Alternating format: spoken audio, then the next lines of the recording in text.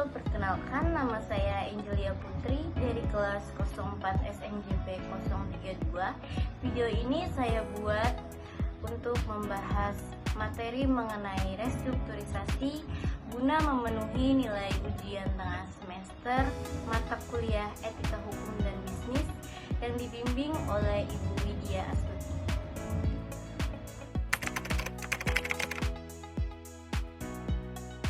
Menurut Tarigan tahun 2017, restrukturisasi merupakan kegiatan atau tindakan yang dapat digunakan oleh perusahaan untuk mengubah struktur perusahaan melalui perbaikan untuk mendapatkan dampak yang signifikan terhadap kinerja yang ada di dalam perusahaan.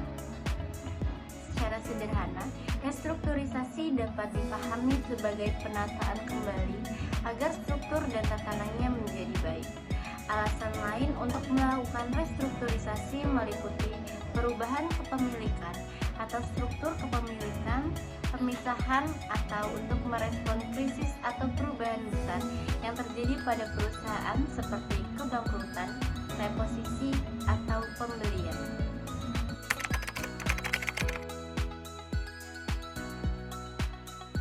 Terdapat 3 jenis utama restrukturisasi. Yang pertama yaitu restrukturisasi finansial yang berfokus pada penyehatan kembali kondisi keuangan perusahaan melalui pengelolaan hutang, permodalan, dan arus kas. Tujuannya untuk menciptakan struktur keuangan yang lebih stabil dan berkelanjutan. Selanjutnya yaitu restrukturisasi operasional yang berfokus pada peningkatan efisiensi dan produktivitas melalui perubahan dalam struktur aset, proses bisnis, rantai pasokan, hingga adopsi teknologi. Tujuannya untuk mengurangi biaya dan meningkatkan daya saing.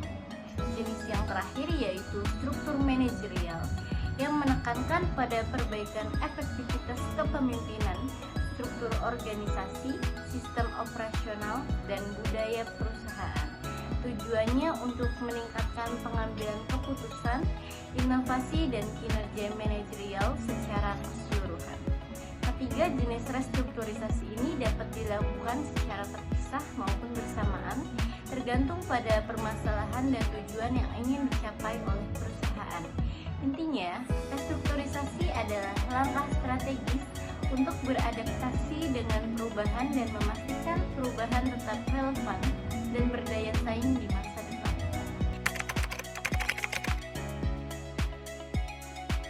Restrukturisasi memiliki beberapa contoh kasus, salah satunya seperti pembentukan Bank Mandiri pada tahun 1998 yang merupakan respons strategis pemerintah Indonesia terhadap krisis ekonomi tahun 1997 yang melumpuhkan sektor perbankan.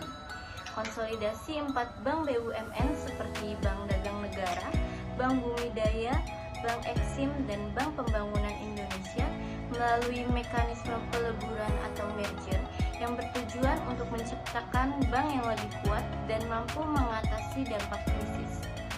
Krisis ekonomi menyebabkan penurunan drastis dalam potensi ekonomi Indonesia, termasuk sektor perbankan yang mengalami kesulitan operasional akibat membengkaknya utang luar negeri seiring dengan melemahnya nilai tukar rupiah.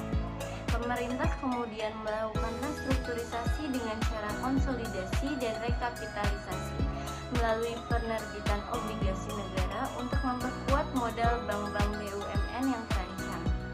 Meskipun secara hukum terbentuk pada tahun 1998, Bank Mandiri baru efektif beroperasi pada pertengahan tahun 1999, mewarisi sistem operasional dari bank-bank pendahulunya. Langkah konsolidasi ini diharapkan dapat menstabilkan sektor perbankan dan mendukung pemulihan ekonomi Indonesia pasca krisis.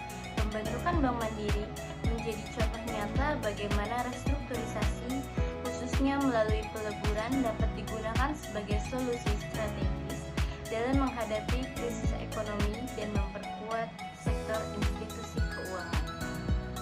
Demikian